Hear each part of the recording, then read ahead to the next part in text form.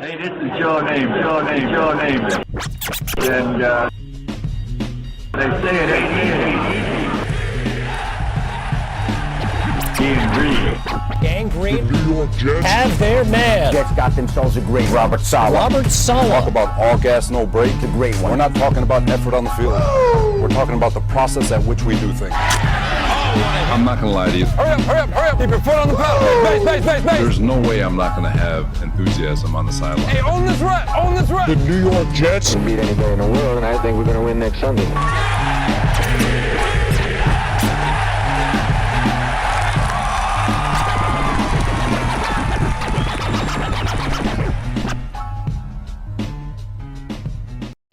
Everybody, and welcome to the latest edition of the A.E.B.G Being Green podcast, broadcasting to you live from beautiful, amazing, picturesque Crystal Lake Studios in Putnam Valley, New York. My name is Keith Farrell. I am joined, as always, by the biggest Jet fan in the state of Texas, none other than my colleague and co-host, Michael Lagaris, everyone. Jet fans, what's up? Baby bomb for you. That's all you get this week, man, because we're all depression. We're all in depression, this squad. Of course, this week we're joined by none other than the majestic beast, former Division I tight end, the big stinking Wookiee, Nicholas Kronk in the building, everyone. Jets fans, how are you? Welcome back to Wookiee. Now we are fresh off the heels of a 45-17 beatdown at the hands of the Buffalo Bills and the Hill people. And Mike, there was maybe slight upticks and reasons for optimism heading into this game just because of Mike White playing decent. Obviously played great in that Bengals game, played decent for the short amount we saw him in the Colts game. That optimism and that excitement and all of that was put to rest, at least for this week. As long as Zach Wilson's healthy, he's probably going to be back. That could be the last start of Mike White. 4 interceptions in the game. The Jets lose 45-17, like we said. We took away the short passing game. The offense obviously looked abysmal. Everything related to Mike White, we're going to get into. The trolls, we're going to get into all that stuff. Mike, obviously, Mike White's the main topic of conversation, or Zach Wilson if he's coming back this week. But, Mike, this defense, Mike and Wook, I'll speak to both you guys. This defense right now, we brought in Salah, and we'll talk about Rex Ryan this week, too. We had some comments about our coach, defensive-minded coach. Seemed like that was going to be our strength this year. Seemed like our defensive line was going to be a strength. I know our corners were really young. At this point, we are hitting historic levels of futility. They have given up 175 points in the last 4 games, guys, which is the most since 1970. 54 points, 31 points, 45 points, then 45 points.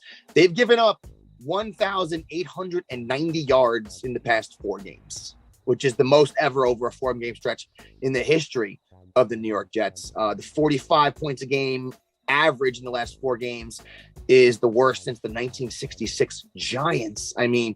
We're off the grid here. We're off the rails, this defense, with how bad it is, Mike. There's no really area of strength right now. Obviously, the offense is going to get a lot of pub. Mike White's going to get a lot of pub.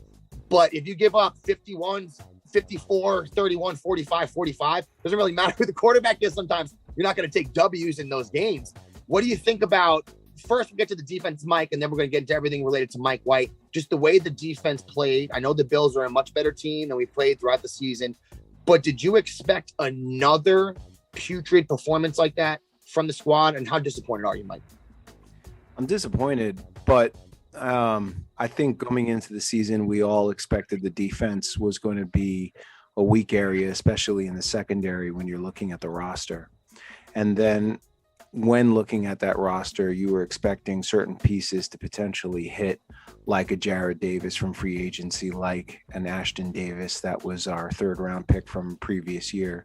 You expected LaMarcus to do well, and then you had Lawson, Sure. that was going to be coming off the edge and everything like that. And the truth of the matter is we've had the worst things happen. One, some of the prospects that we were expecting to do really well have not really lived up to what we were thinking. And then we've had massive injuries on the defensive side, along with looking at if you look at what JD has done, JD has been investing in the offense primarily in the first 2 drafts, unlike in past years where other GMs went and invested in the defense.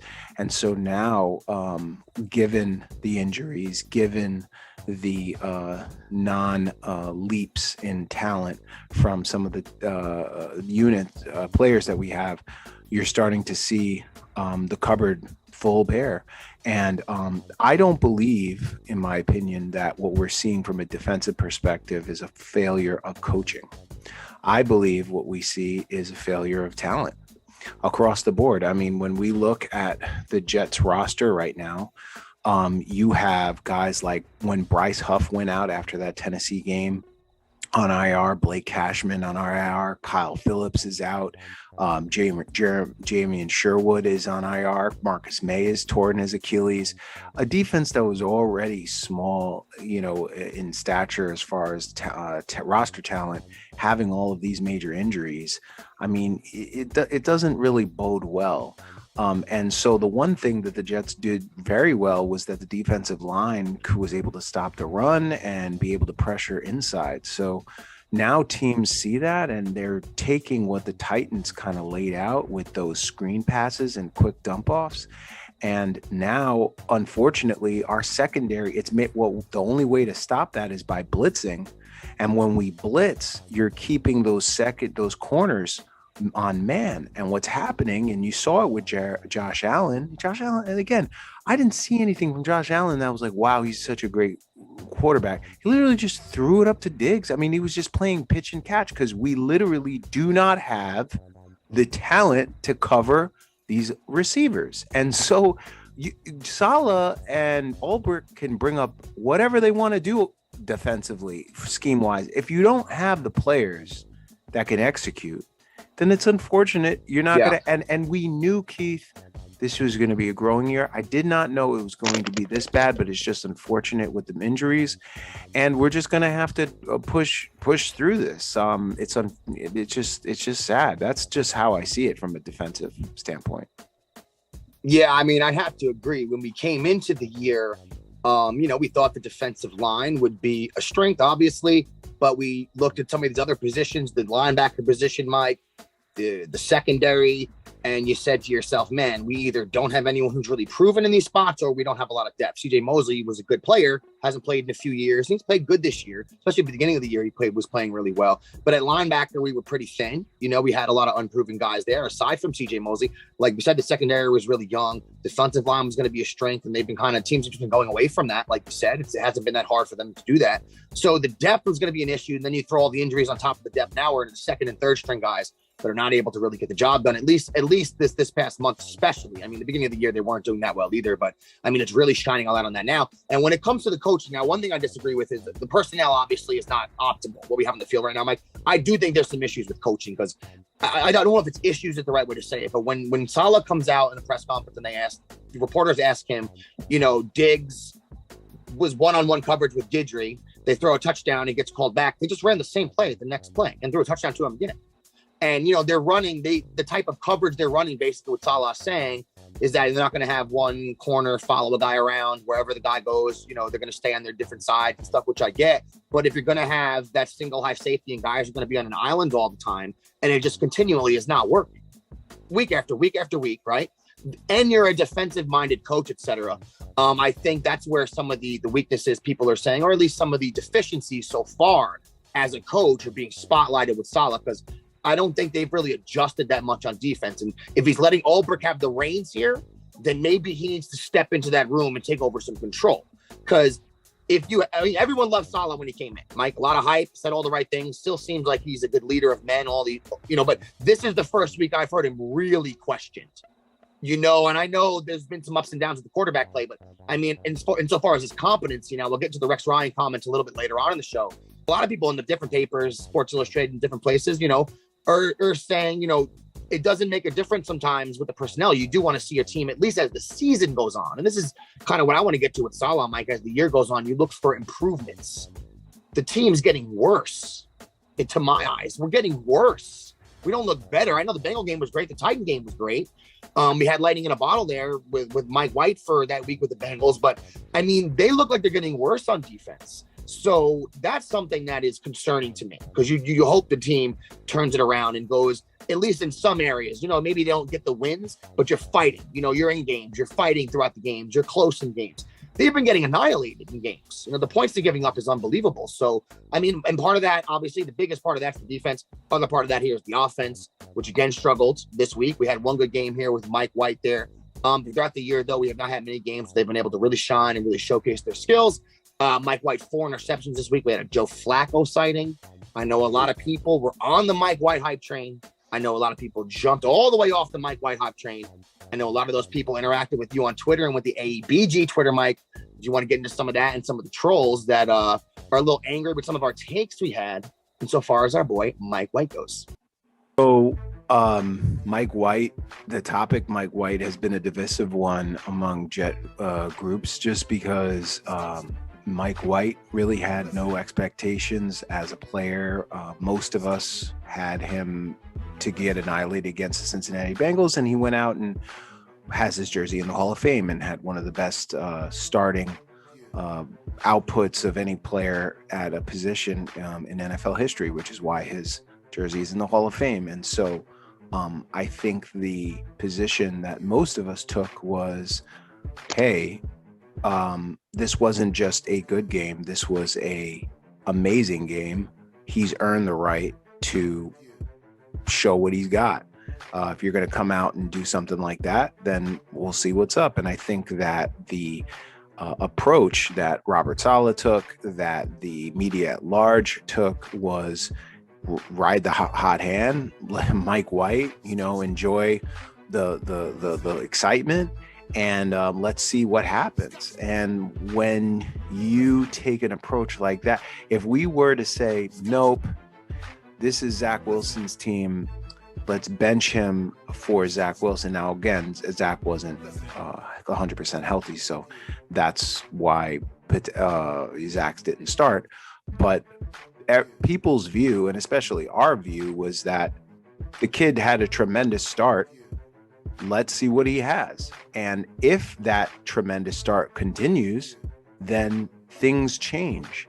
And if things change at the end of the season, where we have a potential franchise quarterback because he's playing out of his mind and playing great football, then how we look at the construct of the offense and our strategy around that potentially changes, because we didn't know how good Mike White was. Well, Mike White came back to earth. He had 4 interceptions. And you can see that pushing the ball down the field is something that he has an issue with. You can see that against a great defensive unit within the Bills, he was not even close to being what we were all hoping he could be. And obviously that puts back into perspective, Zach Wilson is the drafted franchise quarterback, and we're going to pivot back to him and continue with the status quo of him learning. So a lot of the Jet fans that were very committed to Zach because we drafted him and emotionally invested were very hurt by some of those takes, just because they say, how stupid are you? How could you be so stupid to believe in such a player like Mike White? Why would anyone even think that this is, why people said, let's see what happens? Because the man's jersey is in the Hall of Fame off one game. If someone does that well, I really don't care who you are. You deserve to have another shot just to see what you can do. And we can all keep an open mind to whatever those possibilities can be. So if you're losing respect because we're saying that we're keeping an open mind based off of a historical performance, then maybe your view is kind of inwards and kind of lost in a way, because you're shaping your entire view around a thought of a player that has not done anything yet of note. to say he's absolutely the guy. Yes, he was drafted too, and we are invested in him financially, and we are invested in him, from a franchise perspective. But if you have another player that comes out and actually does produce and do something that Zach never did, how can you just shut that possibility down? That's closed-minded and that's ignorant, in my opinion. Yeah, Mike, I certainly agree with that take. I would say that when you have a podcast and you go through all the hypothetical scenarios, which is what most podcasts do, which most news outlets do, what's the hypothetical scenario that could work out if player X plays great? Player X in this case was Mike White, right? You can't really preface these points more than we try to do when we talked about Mike White. I talked about his quarterback rating. I said, I don't think Mike White is as good as any of these guys that I'm mentioning him with, just he's played that good so far. We talked about Zach Wilson and Mike White. We said, we don't know if Mike White's the guy or not, but if he plays good, you let him rock and you see what the story is. If he continues to play lights out, that's the only way he'd be able to keep the job. I mean, you can't preface statements more than we tried to do when speaking about Mike White and Zach Wilson, which was, say Mike White continues to play ridiculous, then you keep going with them. And that's pretty much the only scenario that would work out where he's going to replace Zach Wilson. You couldn't have said that more time than we said that. I mean, you can't make it simpler what the opinion was. Now, obviously, Mike White didn't play great versus the Buffalo Bills. But say a guy went out and he has his first start ever. Hypothetically, would you want it to be the greatest start of all time? Probably, right? You probably say to yourself, of all the things you could choose, how about the greatest start of all time? Let me go with that one. Okay, so we're not basing our thought process off us replacing a 7-year veteran. Let's put Mike White in off one start. No, you're replacing a quarterback that was the worst quarterback in the league so far. He might be great. We drafted him too. We're on board. We've done 7 months of shows on Zach Wilson. We interviewed reporters on Zach Wilson. We've dedicated months to Zach Wilson. And guess what? When Mike White played great, I was like, okay, let's see what Mike White does. Because I'm 40 years old. I've sat here, Mike, you know what the Jets have done the past 40 years? They've signed veterans, right? Growing up like Boomer and Neil O'Donnell and Brett Favre and Michael Vick, and they brought in Flacco, right? They drafted guys. They drafted Mark Sanchez. They drafted Ken O'Brien when I was little. They drafted Zach Wilson. They drafted Darnold. They drafted Browning Nagel. They drafted Bollinger. They drafted Clemens. They drafted Petty. They drafted Chad Pennington, right? They brought in journeyman. They brought in Ray Lucas. They brought in McCown. They brought in Fitzpatrick. They brought in Quincy Carter. They brought in Mike White. All those names I just mentioned. Who has worked out long-term for the Jets? Tell me the guy. None of them have worked out. So if you don't understand why people look at Mike White and say, oh my God, maybe he's the guy. After all those names I just listed to you in my life, every single way you can possibly try to get a quarterback, the Jets have tried. The Jets have tried. All of them. Which one of them has worked out for us? None of them. If you can't grasp why we said, hey, if Mike White works out and balls and he's the man, that would be tremendous. And then maybe Zach Wilson becomes a trade option for us. In that hypothetical, which was 5 seconds of a show that was 45 minutes long, if that's all you take away from that, out of context, knock yourself out. Can I ask a question? Can I ask a question? Yeah, go ahead. Nick, who's your backup quarterback? Who's my backup quarterback? The Giants. What's the Giants? Pick a name. Who cares? So if the Giants' backup quarterback were to come out and throw for 400 and something yards and 3 touchdowns and get his jersey in the Hall of Fame, would you start him or say, no, this is Daniel Jones' team? If this was if I was in the same situation and Daniel Jones is on the bench because he's hurt and that happened, yes, I'm saying ride this man until he falls off a cliff or he's the next greatest. He's the next Tom Brady. And we know about it. How about for 2 weeks, 3 weeks, every newspaper on the planet, the Daily News, the Post, ESPN, Sports Illustrated, Fox News, Barstool Sports, Bleacher Report, NBC, Fox, CBS, you name them, they've all gone through every single story of a quarterback like Mike White, who no one knew about and had a guy in front of him that everyone knew about and he replaced him and became great. So why act like our heads up our ass as if that's never happened? In the history of mankind, it's blasphemous to even mention that could be a possibility, right? Even though you have examples of it happening. And the only way to know if the guy is good or not is to play it. You morons? Do you understand? Zach Wilson has played like garbage this year so far. It doesn't mean that's his future. It doesn't mean that's who he's going to be his whole career. But so far, he led the league in interceptions before he sat down. He had the lowest quarterback rating in the league before he sat down. Relax, okay? Especially when you make it crystal clear, like we said even last week, this is Zach Wilson's team. That's probably going to be Zach Wilson's team. But you have to see what the story is at least. If Mike White went out this weekend, this didn't happen, but let's throw hypotheticals out since people love to judge us on these. Say Mike White goes out, has 300 yards, 4 touchdowns this weekend. What's everyone going to be saying then? What are people going to be saying on Twitter then about our take?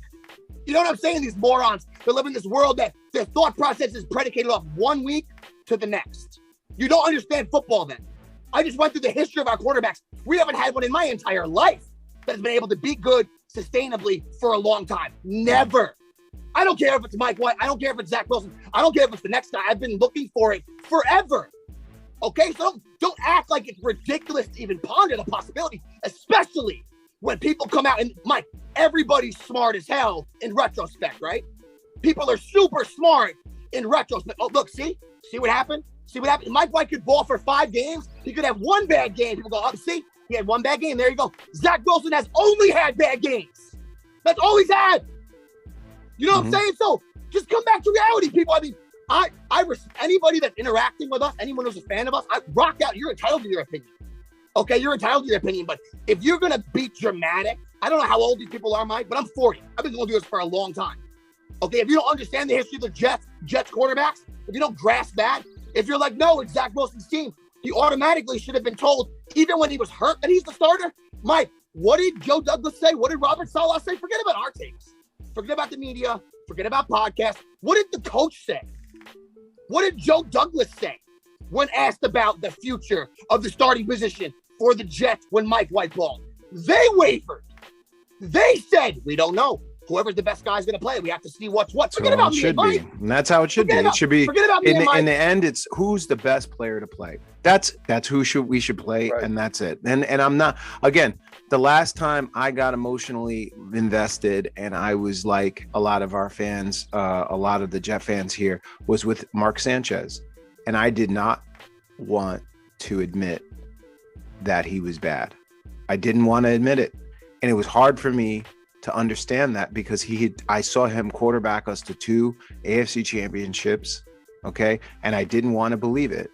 And I had a hard conversation with you one time on the phone, okay? I was talking about how we need this, flower to grow, and I was like, we just need to continuously put water on it. And you told me that the flower was rotten or something like that. Like you just said, it's withered. And I was like, no. He's Mark Sanchez, and you're like, bro, you just have to come to grips with it. And I finally did. And I said to myself, I will never ever link myself to any Jet quarterback like this emotionally ever again. For Geno, it was easy. He got punched in the face. I was done. Immediate. Like I was just like, immediate. When he got punched in the face, Nick, when he got punched in the face, I'm like, okay, we need to find another quarterback. I have never heard anything like that in my life. Okay. No. And so no. And then Fitz. And then anyway, it's just terrible. One thing I got to say is that I do have confidence in this head coach. I know a lot of people are throwing a lot of stones at him right now. Keith had some really good points about not adjusting defensively. And if that's something that Ulbrich is doing, especially with that Stephon Diggs touchdown, he should have definitely adjusted on that one when the one didn't get caught and then they brought it back and did the exact same play.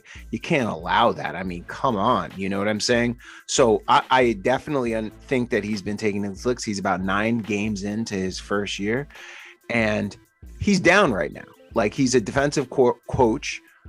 He has the worst record right now of defensive play for the New York Jets as a head coach, almost in the history of the franchise in the last 4 games. And you can really attack him right now because of everything that's happening. And so at moments like this, it's important that, people who are aligned to the team and aligned to the betterment of the future really go in and support leaders like Robert Saleh, like Joe Douglas, because they're very, very vulnerable and they're getting attacked by the media and by the fans at large, which is rightfully so, like we just discussed. But then when you got guys who are alumni of the franchise or alumni of a group that have had success and have a voice and a position within that fan base, the guys like that are really critical, like a Joe Namath, right? Like a Chad Pennington, because these guys we all listen to. And for someone like Rex Ryan, okay, someone who tried to get back into coaching 2 years ago and got laughed off the scene because no one looks at him as someone who's actually have any credentials to be coaching anymore. Someone who continuously has a crazy infatuation with the New York Jets. Even though he coached the Buffalo Bills, he always talks about everything Jets. You ever notice that? I don't know why, but he just, and for you to come out and attack this man at his lowest, I see weak people. I mentally look at people's actions, and I see there's like two types of people. There's people who look to help others and be supportive, and then there's people who look just at themselves. And if you've seen Rex has always been about Rex. He's always been about me and how people look at me, and I want to be in the headlines. And for you to come out like that and be like, I take it personal, don't compare him to me. Yo, you are a weak person. I'm disgusted by that comment. I thought Robert Saleh handled it really, really well. He responded just kind of like how I heard this on the Can't Wait podcast. Eli Manning responded when Tiki Barber attacked him. Remember that when Tiki Barber attacked Eli, and Eli responded, but he responded with grace. He responded respectfully. Robert Saleh did the same thing, and I just find it's just really, really sad to me that you, Mr. Rex Ryan, will come out now to do something like that. And it just shows the type of person you are. You don't kick people when they're down, man, especially someone like you who's been within the franchise. I think you're jealous. I think you're hungry for headlines. And I think that the game has passed you by, and you should just honestly just take care of yourself, man, and stop trying to hurt people when they're down and being a bully. That shows weakness to me, and that's just how I see it. Yeah, and the take seemed like oddly personal to me. Obviously he said in his take, I'm taking this personal, etc. But the way he went about talking about Robert Saleh, since Rex heard from some people them being compared to one another. I guess Saleh's a defensive coach, Rex was a defensive coach. They said where he's the Saleh without all the bad parts. Rex took umbrage with that, didn't like that part. Maybe he took that personally. I don't really understand it sometimes, because if you are Rex and you look back, you say, you had some success here with the Jets. He was 46-50, I think, with the Jets, are a little bit under 500. We know 2 AFC championship games, but a lot of people can say about Rex that, you took over a team that was like Mangini's built team. And after those 2 years, when most of those players were gone, his record was not really that good. They were 26-37 or 26-38. Something like that. His record wasn't great.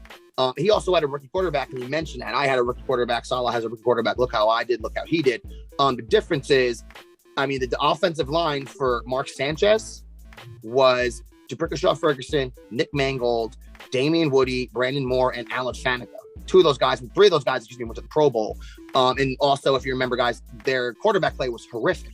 So if he's leaning on the fact that he had a rookie quarterback and did well, his quarterback didn't do well. His quarterback, Sanchez's quarterback rating, his rookie year is the same as Wilson's is right now. Just to put it in perspective, Mike, for you. The same, literally a 63 for Sanchez and a 63 for Zach Wilson right now. So when you want to talk about quarterback play, I don't know why he leaned on that, but it did seem like he's in a situation where he's trying to maybe keep himself relevant. Like Rex achieved a lot. He coached a lot of games in the NFL. He coached a lot of years. I don't know why guys like that feel the need to take shots, especially like Mike said, timing is everything. We have friends of ours and just people in your life, you all probably know the time that they choose to insult you or to speak up on something or to say, I told you so, like some of these trolls maybe Mike is talking about on Twitter, is in retrospect, or when you're vulnerable, or maybe they feel like there's a way to kick you when you're down, which I don't know why Rex would want to do that. I understand giving your take, Mike. Rex is a defensive coach. I bet you he could give a really good take, a really well thought out take on why he doesn't think the defense is playing well if he wanted to. He didn't choose to do that, right? He just chose to take personal shots at Saleh, tear him down, I don't really understand that. The defense Rex took over had Revis, it had Ellis, it had Kerry Rhodes, it had Bart Scott, it had, Harris. I mean, they had a lot of good players on that defense.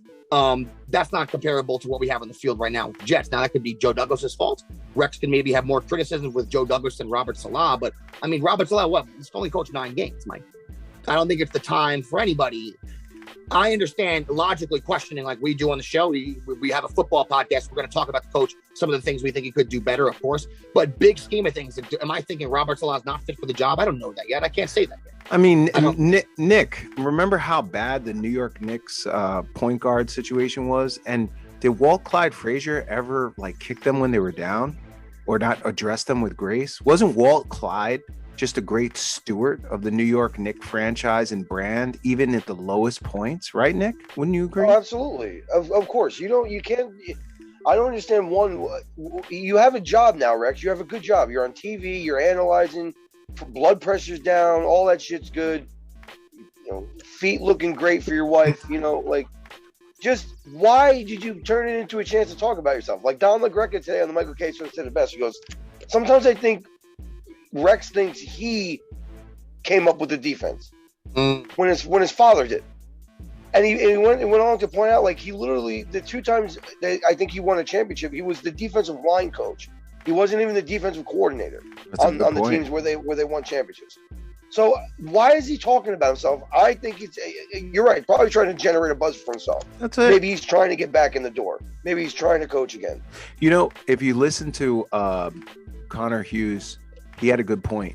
He said, as a journalist, he's all into sourcing, and he said that when you talk to a lot of these different coaches, some of them talk to you and just tell you straight up. And he's like, I know you guys hated Gase, but Gase told you he wasn't trying to create narratives. He was honest and just told you the way things were.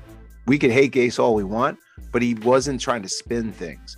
Rex would always say things so that his name was in lights and that he wanted to get a certain narrative across. Because Rex, again, is about Rex Ryan. And this type of action showed it. And I can't stand Keith listening to I love Joe Beningo, and he has a new Jet podcast called the Pain. And you hear this guy and he's like, I would take Rex back in a second and give me Tannenbaum and we could take over. And I listened to Joe and I'm like, he's been a Jet fan as long as your dad, way back, as long as my dad. And it's where the hell is that coming from, Joe? What? You're supposed to be wiser than us. And you're saying, let's get Rex back because he took you to 2 championships? Is that what it is? You wanna I cannot understand some of these takes and these opinions. Robert Saleh has not done a great job, but he also was given shit. Okay.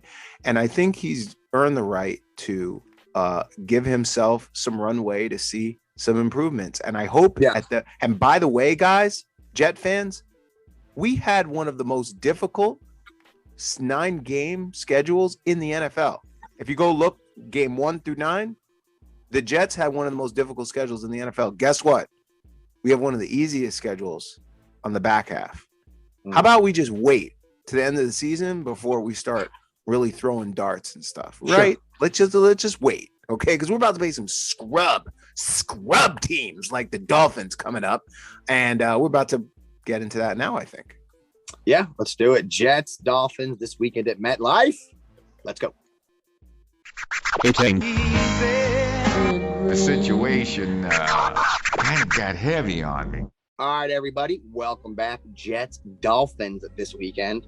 What's the deal here, guys? What are we gonna say to you guys? It's gonna give you hope. What can we throw at the Jet fan? Maybe Zach Wilson's gonna be back. Maybe that makes you happy. Tua. Now here, this is what I was gonna say to you because I know Mike was gonna go there. We're playing the fish this weekend. I remember when I was little, my dad teaching me to say "squish the fish" when I was 5 or 6 years old, screaming at the TV. That was the Dan Marino days when he used to torture us. This version of the Dolphins is going to be coming in with Tua at quarterback. Now, I know Tua is not the greatest quarterback in the world, but his quarterback rating actually compared to Brissett is much better. They've actually played. Brissett's not that great either, Mike. No, neither of them are that good. And Tua's not that great. His quarterback rating's about an 87. He's not having some great season at all. I've always like the way he throws the ball always look kind of funny to me. Hasn't really been running the ball at all. There's a bunch of injuries. So, Tua doesn't scare you. The running game of the Dolphins, our run defense is just off the charts horrific. Okay. The Dolphins are coming in with Myles Gaskin. He has 340 yards. He has 100 carries this year. That's as bad as it gets. Can't run the ball. They have Waddle, who's decent. They have Gesicki. They have a decent tight end. That's pretty much the two weapons they is have. what I'm afraid of. Yes. Yeah, and I look at this past weekend. Now they have 2 wins in a row. They beat Houston and they beat the Ravens. So the Dolphins have been playing well the past 2 weeks, especially if you look at their defense the past 2 weeks. Just really has stepped it up. And who jumps out at you on the defense? Nobody really. I know A.E.B.G, I think, has 5 sacks. They don't really have anyone a lot of linebackers. Howard. Yeah, and the two corners have both have 2 picks. Cornerbacks are both good on their team. That's not great for us. We have the most interceptions of the NFL. So I mean, look, guys, we're not gonna give you some BS. Even though we're playing the Dolphins, like Mike said, what's the reason we should have any optimism right now? I mean, the only way I look at it is historically, Mike. If we just play the numbers, it seems like every time we get to our lowest with this team, they just like a little spark comes back. A little baby like ember right before that fires out is still going. And then you win a game like 13-10 versus the Dolphins or something horrible. It's a division game. I know last week we said we got destroyed by the Bills, which we did. But if you watch the game, the Bills went down, scored on the first drive, right? Jets got the ball. What happened? Penalty immediate. Sent them all the way back to, I think, the 10-yard line, right? They started operating. What happened? Penalty. It was 1st and 20. They ended up not scoring. Bills got the ball back. Went down, scored a field goal. Eccles had great coverage on Diggs. No touchdown, right? Eccles was playing great. They kicked the field goal.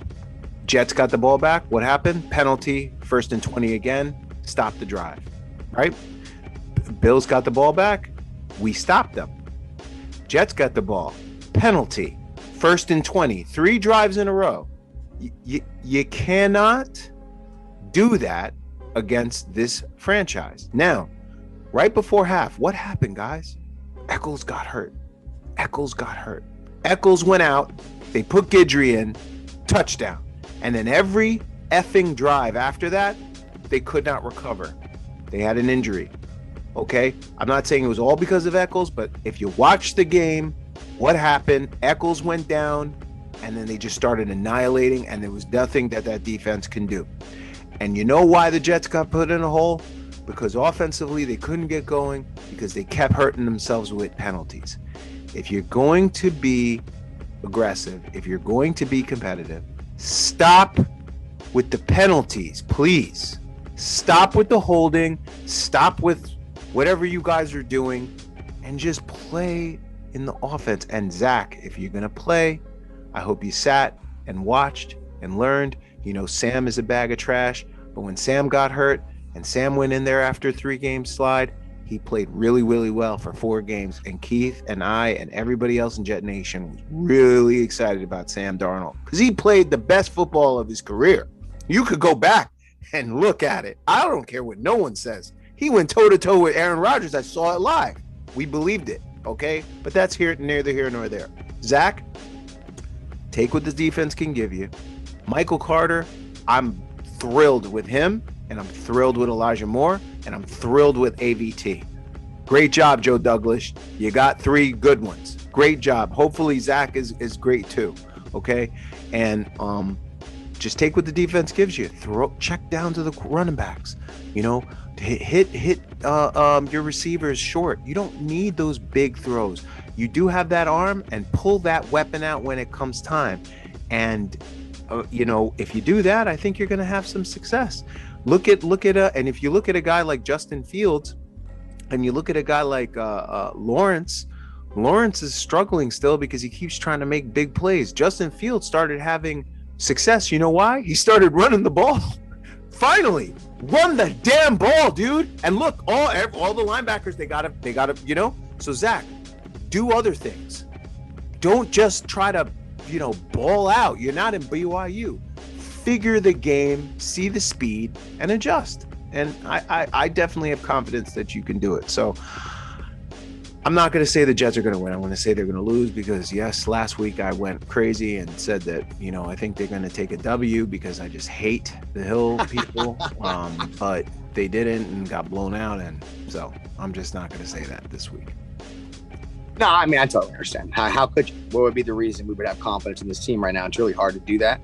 It's really hard to have any one area you point to that's our strength right now heading into this game. But look, man, every single weekend in this NFL, there's upsets. Every single weekend in this NFL, a team surprises you. We've already surprised everyone twice when it comes to this season and how things have gone.